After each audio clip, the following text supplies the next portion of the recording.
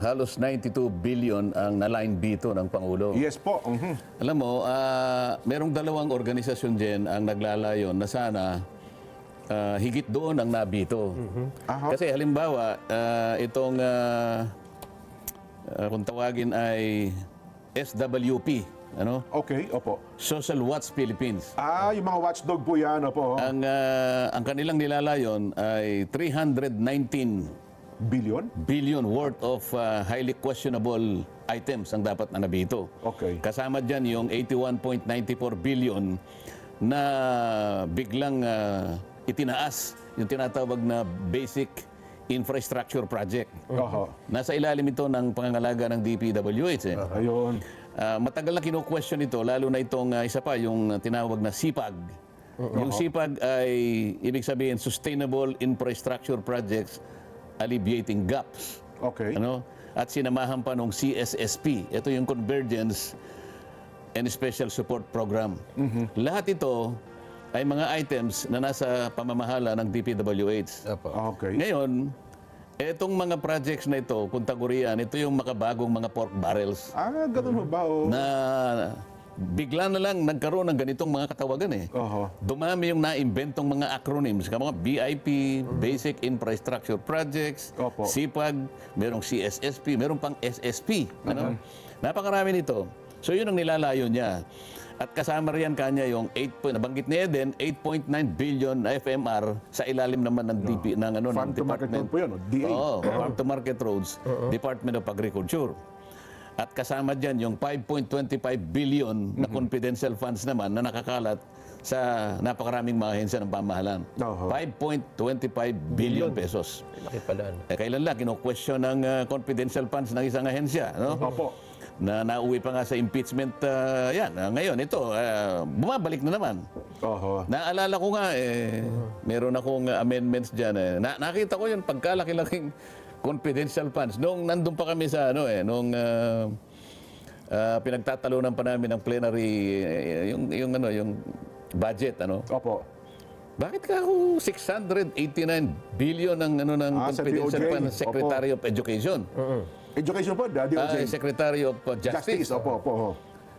Pwede ba ako yung 300 ka ako ilagay natin? In-approve naman kagad. Kaya lang, yung in-approve pero hindi na-adapt. Nakita ko, meron akong 11 na proposed amendments eh. Ang na-adapt, 3 lang.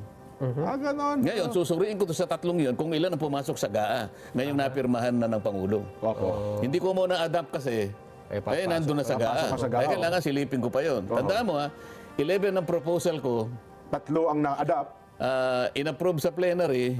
Pero pagkatapos ng BICAM, 3 lang natira. 3 lang ang natira. Ngayon, bago mapirmahan, titingnan ko kung yung 3 Pumasok ka sa GAA mismo. kung may natirang 3. Sinasabi natin kanina, kaya ako nagpahayag ng pagboto ng no. Dahil nga kasama ko yun sa pagsuyod nung napakaraming dapat na suyurin. Ito na lang sinasabi kong AIX, ICAM namin, ewan ko kung ito yung nandun sa GAA na ngayon. 63.9 billion yung AIX. Imbes na sinuyod na namin ito Bakit ka ako nadagdagan pa ng 4.8 billion? Kung sinuyod mo, paano nadagdagan? Kala ko yung na-list na. Lumaki. Yun naman tupad, naging 22.4 billion pagkatapos na ni-reduce namin ng 13.8 billion na lang. Sa Senate version namin, imbes na 22, 13.8 lang ang nilagay namin. Bakit naging 22 nung BICAM? Balik po nung Kaya nga, sabi ko, yung mga nagtangka, yung mga nag-warning ng mga kasama ko, hindi po pwede yan. Susuyurin natin yan. Hindi kami papayag na yung mga kung ano-ano na bagay na hindi may papaliwanag, kinakailangan mawala. Hindi Lumitawad O yun na lamang yung MAIP. Yung MAIP, ang ibig sabihin yan, Medical Assistance for Indigent Patients. Yes. Anong ginawa? Yung MAIP, dinagdagan, ginawang MAIPIP. Tama yung kayo. PIP, Financially Indigent Patients. Kaya nga lumaki. Isipin mo, naging 51.6 billion din. Samantalang ang pinipilit namin sa Senado, yung mga kasama ko, wala na yung MAIP dapat. Panagutan na lang natin yung zero billing. Aha. Para sa ganon, yung PhilHealth, lumaki yung kanyang pondo, ibalik na lang sa PhilHealth yan. Hindi ang nangyayari kasi ngayon din alam ba, kayong dalawa, congressman kayo, makikipag-away kayo. Hindi. Kailangan meron kaming mga letter of guarantee. Opo, Guarantee letters. GL, opo, tama Para yan. bang yung nasasakupan natin, may sakit. Para, mga doktor ba tayo sa atin pupunta eh? Oho. Dala-dala yung kanyang medical abstract. Ayun nga. Kung din, tulungan mo naman yung anak ko, may ano eh. Tsaka yun, hindi na titignan na, akala mo ngayon tayo ngayon na, ikaw ngayon na maglalagay discretion mo kung magkano ilalagay mo ron eh. Paano mo nalaman na ganun lang ang dapat na pangangailangan niya? So, si Nelson halimbawa, sipon lang ito, kanya sige, bigyan mo ng 5,000. Paano mo nalaman na sipon yun? Hindi man tayo, sabi ko, wala tayong competence. Unang-una, hindi na dapat dumaan sa atin. Yun yung pinaglalaban ko eh. Sino ba tayong pasikat na sa ating padadaan? Ako nahihiya sana ako eh. Kaya lang, wala na rin akong magawa doon na nasa Congress ako, hindi kunin na rin. Kasi pwede ko rin namang tulungan yung mga nasasaw. Pero hindi dapat ganito. Yun ang sinasabi ko. Lumabas ka ako ganito na. Kaya sabi ko, paano kung boboto ng yes dito? Medyo nga ako, mabigat sa loob ko na bumoto ko ng yes. Bagamat yung mga ibang gusto kong ayusin, nandun naman eh. Kaya lang mas marami yung dapat na hindi mailagay doon. Bakit ako lumalaban sa ganitong mga subsidies? Ganito kasi yun Nelson, Jen. Opo. Sangayon doon sa isang survey ng SWS, September 2025, halos kalahati ng ating mamamayan, involving about 11.2 million families, ang nasasabing hanggang ngayon mahirap pa rin kami. Tama po kayo. Oh, Teka muna nga ako, kung nakatutugon ito sa pangangailangan ng napakarami nating mahihirap na kababayan, may AX ka, may tupad, may maipip, may kung ano-ano, Opo. ay bakit kalahati ang nagsisisigaw? Hanggang ngayon mahirap pa po kami. 22 to 27% ng ating mamamayan ang nakakaranas ng tinatawag na involuntary hunger. Parang nawawalan ng silbi ho, Sen, yung lahat ng ayuda na yan. Di ba? Yun ang lilitaw doon. Gusto niyang kumain. Paano? Kaya nga sabi ko, hindi ka ako napupunta doon sa dapat kapuntahan. Kasi nga napupolitika, ito ang pinakamabuting anyo ng political patronage. Dadaan kasi sa inyong dalawa eh. Alam ba, congressman kayo eh. Utang na loob ng constituent kasi kayong nag-abot. Pero hindi naman pera niyo yun eh. Pera ng gobyerno na dapat para sa kanila yun eh. Totoo po. Oo.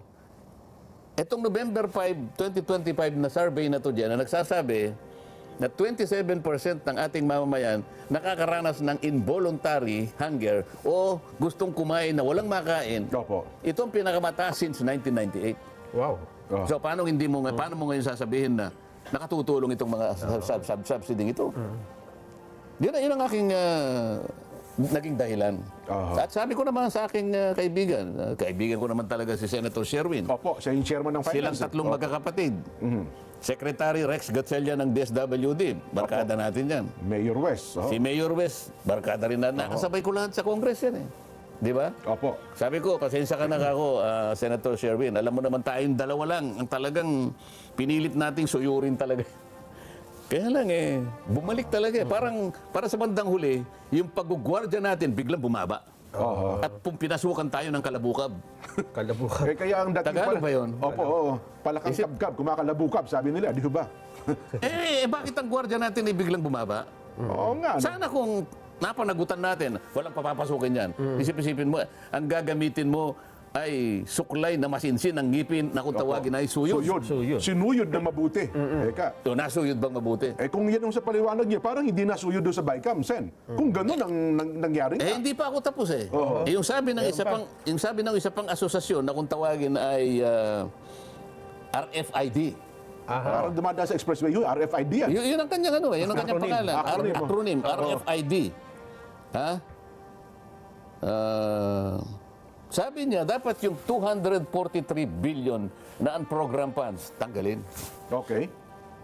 Kasi, medyo may nahalata rin naman ako doon na yung iba kasing yung ibang items, yung bang mga benepisyo ng mga public servants, halimbawa yung mandatory retirement benefits, Opo. at saka yung mga mandatory upgrades, yung dapat itaas ng napunta sa napunta doon sa program Ganun po. Naglagay ng naglagay ng ng isang panibagong item under ang program funds na kung tawagin ay payment of personnel services requirements. Bakit nilagay doon sa ang program? Sa program fund, Para sa ganon, hindi mabito. Kasi Ah, mandatory itong mga ito eh. Oho. Oo. Eh yung BICAM committee, ni-restore niya yung Senate version sa program, 174 billion lang dyan eh. Nabalik sa 243. Paano nangyari ito? Samantalang susuyurin natin. Tapos Yung naka-live unprogrammed pa nga, kasi, unprogrammed appropriations dyan, kung tawagin, UA eh. Unprogrammed appropriations. Hindi kaya nabibigatan ng ating mga kababayan. Kailangan may paliwanag Kaya nga natin. po, namin maputi, Matututo opo. sila rito eh. Oho. Kapag nilagay mo sa unprogrammed funds, yung unprogrammed appropriations na yan, merong condition bago mo magamit yun eh. Kapag ang pondo po naka-unprogram. May tatlong condition Okay, dyan. opo. Pwedeng basta-basta. Oo, kailangan meron kang dagdag na income mo, buwis na Pumasok. pumasok. Nakolekta po. Paano mo gagawin yan eh? Ngayon, ang BIR at saka yung customs at bagsak ang mga target Wala, nila. hindi no? mo makaabot sa target eh. Oh, saan mo kukunin yan? Baka mamaya kunin mo sa iba. Oh. Ibig sabihin, isa sa kondisyon, kailangan may dagdag ka. May dagdag ka na buwis na nakolekta. O kaya naman, merong na-approve na loan. Utang na naman. May apo. Utang. Nako, mukhang... Ibig sabihin, mga ganyan yung, pagkatapos isa-certify ng Treasury. Okay. So may tatlo kang condition ngayon. Yun pala yun, Ngayon, Ibig sabihin nito, Sen, para lang malinaw, yung appropriated ay budget mo na nandun na sa wallet mo, kumbaga sa program yun. Program na. Pwede mo nang gastahin yun. Unprogram, wala pang pagkukunan. Wala ka pang pagkukunan, kaya mo lang gagastahin yun. May condition nga eh. Kapag nilagay mo doon, Standby fund, parang ganun. standby yun. So pagkatapos, minsan nagagamit yun. Hindi ngayon natutupad yung kondisyones. Yung tatlong kondisyon na yun. Kaya sabi kung nakikinig kayo sa report ni Kanina, Ni Eden. Eden, Opo. inamin na merong 1.6 na deficit. Yes po, Trillion. 1.6 trillion. Opo. Actually, 1.7 yun eh. Kasi 6.7 trillion ang ating budget. Ang kanilang projected income, ano lang eh, 5 trillion eh. Isang taon. Yun ang tax revenue. Opo. Galing sa tax revenue. Yung non-tax revenue, baka meron silang makukuha ng halimbawa kahit 600 billion lang. Ito yung mga non-tax, ito yung mga GOCCs. So palagay mo 1.6 trillion talaga. Ito yung pangungutang mo. Yun. Ako, ang laki.